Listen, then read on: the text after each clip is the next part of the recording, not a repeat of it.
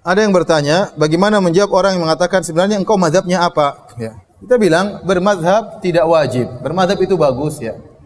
Tetapi tidak wajib untuk bermadhab. Dalilnya Imam Bukhari bukan bermadhab dari salah satu imam yang 4. Dia punya madhab sendiri. Ya.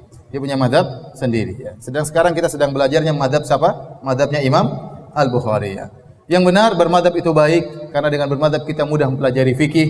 Ya. Tetapi yang dilarang adalah fanatik madhab. Fanatik madhab. Oleh karenanya sebagian ulama mereka tidak fanatik madhab tertentu.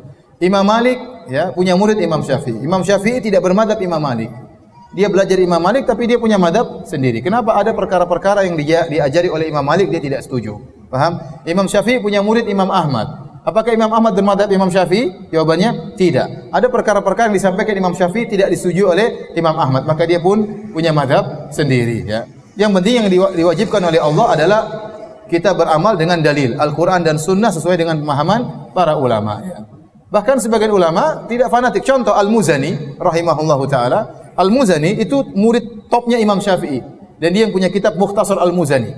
Semua buku-buku fikih Syafi'i kembali kepada kitab Mukhtasar Al-Muzani. Jadi dia Imam Syafi'i waktu meninggal dunia digantikan oleh muridnya, kemudian salah seorang muridnya tersebut meninggal digantikan oleh Al-Muzani. Dan Al-Muzani mengumpulkan perkataan Imam Syafi'i yang terdapat dalam kitab Al-Um dengan juga yang dia dengar langsung dari Imam Syafi'i, dia ringkas dalam kitabnya Mukhtasar Al-Muzani. Ternyata Al-Imam Al-Muzani tidak fanatik buta kepada Imam Syafi'i. Ada beberapa pendapat-pendapat dia yang menyelisih Imam Syafi'i.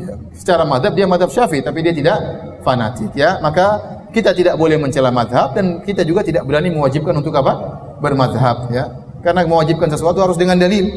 Bagaimana anda mewajibkan seorang dengan sesuatu yang tidak ada dalilnya? Ya, padahal imam madhab banyak. Ada Imam Syafi'i, Imam Malik, Imam Abu Hanifah, Imam Ahmad, ada Imam Ishaq, ada Imam Sufyan Ats-Tsauri, ada Imam Abu Thawr, ada Imam Ibnu Hazm, ada Imam Bukhari. Ini madhabnya sendiri lagi Imam Bukhari. Ya.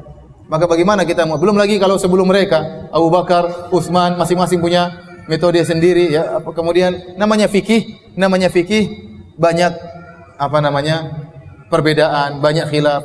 Yang tidak boleh beda adalah masalah akidah. Oleh karenanya 4 imam madhab seluruh akidahnya sama. Seluruh akidahnya sama. Imam Bukhari akidahnya sama dengan Al-Imam Al-Muzani, sama dengan imam-imam yang lain. Adapun madhab fikih banyak perbedaan. Ya. Tapi kalau orang belajar dengan madhab, tentunya lebih baik dia mempelajari madhab Syafi'i secara total. Kemudian setelah itu baru kemudian dia belajar madhab yang lain. Tapi sekarang tidak mudah.